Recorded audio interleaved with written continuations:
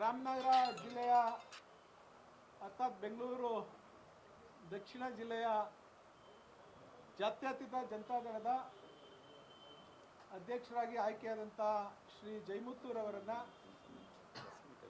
ಇವತ್ತು ತಮ್ಮ ಮುಖಾಂತರ ಅವರಿಗೆ ಅಧಿಕಾರ ಹಸ್ತಾಂತರ ಮತ್ತು ಪದಗ್ರಹಣ ಮಾಡುವಂಥ ಈ ಒಂದು ಪುಟ್ಟ ಸಮಾರಂಭದಲ್ಲಿ ಎಲ್ಲ ನಮ್ಮ ಪಕ್ಷದ ತಾಲೂಕು ಅಧ್ಯಕ್ಷರುಗಳು, ಜಿಲ್ಲಾ ಪದಾಧಿಕಾರಿಗಳು ಮತ್ತು ಎಲ್ಲ ಚುನಾಯಿತ ಪ್ರತಿನಿಧಿಗಳು ನಾವೆಲ್ಲ ಇಲ್ಲಿ ಸೇರಿದ್ದೇವೆ.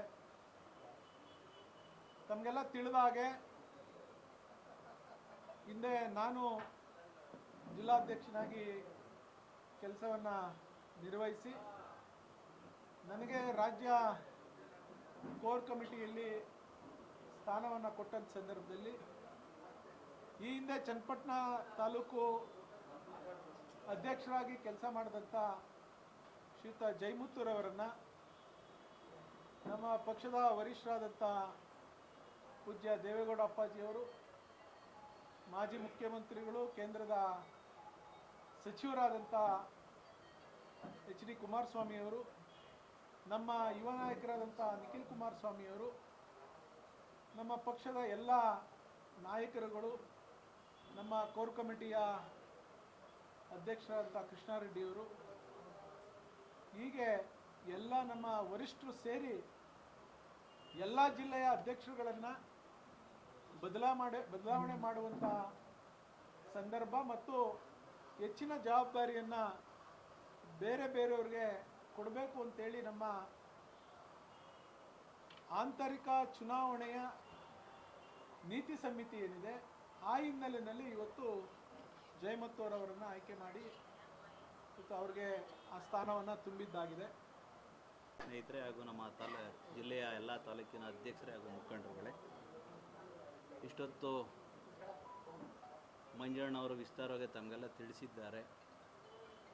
ಇವತ್ತು ದೇವೇಗೌಡ ಅಪ್ಪಾಜಿಯವರು, ಕುಮಾರಣ್ಣವರು, ನಿಖಿಲ್ ಕುಮಾರಸ್ವಾಮಿಯವರು ಸುಮಾರು ಸಾಕಷ್ಟು 11 ವರ್ಷಕ್ಕಿಂತ ಹೆಚ್ಚು ಅಧಿಕಾರ ತಾಲೂಕು ಅಧ್ಯಕ್ಷರಾಗಿ ಸೇವೆಯನ್ನು ಮಾಡಿದ್ದೆ. ಅದ್ರ ಜೊತೆಯಲ್ಲಿ ಇವತ್ತು ಜಿಲ್ಲಾಧ್ಯಕ್ಷರನ್ನು ಕೂಡ ಇವತ್ತು ಒಂದು ವಿಶ್ವಾಸ ಇಟ್ಟು ಇವತ್ತು ಮಾಡಿರುವಂಥದ್ದು. ಸುಮಾರು ವರ್ಷಗಳ ಕಾಲ ಇವತ್ತು ತಿಗಡ ಪೂರ್ವ ಶಾಸಕರಾದಂಥ ಮಂಜಣ್ಣವರು ಜಿಲ್ಲಾಧ್ಯಕ್ಷರ ಸ್ಥಾನವನ್ನು ನಿಭಾಯಿಸ್ತಾಯಿದ್ರು. ಆ ಸ್ಥಾನವನ್ನು ಬಿಟ್ಟು ಇವತ್ತು ನಮ್ಮ ಜೊತೆಯಲ್ಲಿ ನಿಲ್ತೇನೆ ಅಂತೇಳಿ ನನ್ನ ಜಿಲ್ಲಾಧ್ಯಕ್ಷರು ಮಾಡಲಿಕ್ಕೂ ಕೂಡ ಅವರು ಕೂಡ ಜೊತೆಯಲ್ಲಿ ನಿಂತು ತಾವಾಗಲೇಬೇಕು ಅಂತೇಳಿ ಒತ್ತಡ ಮಾಡಿ ಇವತ್ತು ಜಿಲ್ಲಾಧ್ಯಕ್ಷರ ಸ್ಥಾನವನ್ನು ಕೊಟ್ಟಿದ್ದಾರೆ. ಈಗಾಗಲೇ 5 ತಾಲೂಕು ಸಂಬಂಧಪಟ್ಟಂಗೆ ವಿಸ್ತಾರವಾಗಿ ಮಂಜಣ್ಣವರು ತಿಳಿಸಿದ್ದಾರೆ. ಆರೋಳ್ಳಿ ತಾಲೂಕು ಕೂಡ ಅಧ್ಯಕ್ಷರನ್ನ ಆಯ್ಕೆಯನ್ನು ಮಾಡಬೇಕು, ಮಾಗಡಿ ತಾಲೂಕು ಮಾಡಬೇಕು.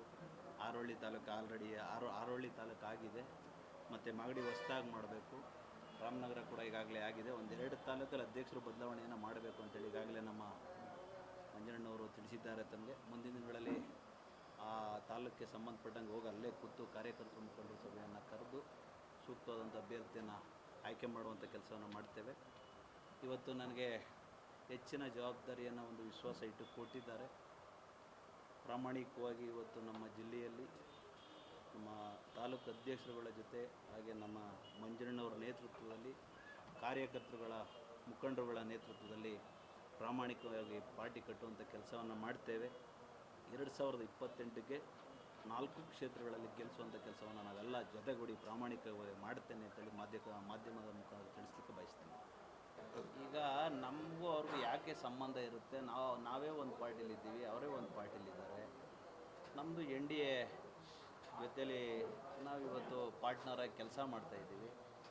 ನಮ್ಮಲ್ಲೂ ಕೂಡ ಇವತ್ತು 2013-18ರಲ್ಲಿ ಕುಮಾರಣ್ಣವರು ಸ್ಪರ್ಧೆ ಮಾಡಿ 2 ಬಾರಿ ಗೆದ್ದಿದ್ದರು. ಇವಾಗ NDA ಜೊತೆ ಮೈತ್ರಿ ಆದ ಸಂದರ್ಭದಲ್ಲಿ ಡೆಲ್ಲಿಗೆ ಹೋಗುವಂಥ ಪರಿಸ್ಥಿತಿ ಬಂತು. ಅವತ್ತು ಕ್ಷೇತ್ರ ಬಿಟ್ಟು ನಾವೆಲ್ಲ ಬಿಟ್ಕೊಡೋಕೆ ರೆಡಿ ಇರಲಿಲ್ಲ. ನಾನು ಮತ್ತೆ ಚನ್ನಪಟ್ಟಣಕ್ಕೆ ಬರ್ತೀನಿ ಅಂತೇಳಿ ನಮಗೆಲ್ಲ ಭರವಸೆ ಕೊಟ್ಟವ್ರೆ. 2028ಗೆ ಖಂಡಿತ ಈ ಕ್ಷೇತ್ರಕ್ಕೆ ಕುಮಾರಣ್ಣನ ಕರ್ಕೊಬರ್ತೀವಿ.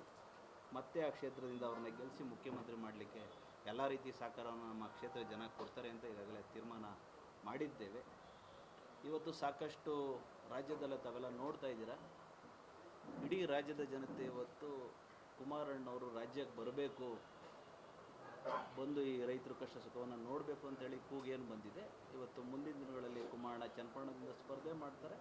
ಸ್ಪರ್ಧೆ ಮಾಡಾದ್ಮೇಲೆ ಅಲ್ಲಿಂದನೂ ಕೂಡ ನೆಕ್ಸ್ಟು ಎನ್ ಡಿ ಎ ಜೊತೆ ಖಂಡಿತ 100ಕ್ಕೆ 100 ಭಾಗ ಮುಖ್ಯಮಂತ್ರಿ ಆಗ್ತಾರೆ. ಯಾರು ಕೂಡ ತಪ್ಪಿಸ್ಲಿಕ್ಕೆ ಆಗಲ್ಲ. ಈಗ ಪ್ರಶ್ನೆನೇ ಬರಲ್ಲ. ಇನ್ನೊಂದು ಪಾರ್ಟಿ ಅಭ್ಯರ್ಥಿ ವಿಚಾರನ ಇಲ್ಲಿ ಚರ್ಚೆ ಮಾಡಲಿಕ್ಕೆ ಆ ಪ್ರಶ್ನೆನೇ ಇಲ್ಲ. ಈಗ ನಮಗೂ ಅವ್ರಿಗೆ ಏನಕ್ಕೆ ಸಂಬಂಧ ಬೇಕು? ಸಂಬಂಧ ಅವಶ್ಯಕತೆ ಇಲ್ಲ. ನೋಡಿ, ಇನ್ನೂ ಹೆಚ್ಚು ಕಮ್ಮಿ 2.5 ವರ್ಷ ಇದೆ. ಇವಾಗ ಚರ್ಚೆ ಮಾಡುವಂಥ ವಿಚಾರ ಅಲ್ಲ. ಇನ್ನು ಕಾಲಾವಕಾಶ ಇದೆ. ಅದು ಬಂದಂಥ ಸಂದರ್ಭದಲ್ಲಿ ಮಾಡುವ. ಇವತ್ತಿಗೆ ನಾವೆಲ್ಲ ತೀರ್ಮಾನ ಮಾಡಿರುವಂಥದ್ದು ಕುಮಾರಣ್ಣವ್ರು ನಮ್ಮ ಕ್ಷೇತ್ರಕ್ಕೆ ಬರಬೇಕು. ಅವ್ರು ಇಲ್ಲೇ ಕಂಟೆಸ್ಟ್ ಮಾಡಬೇಕು.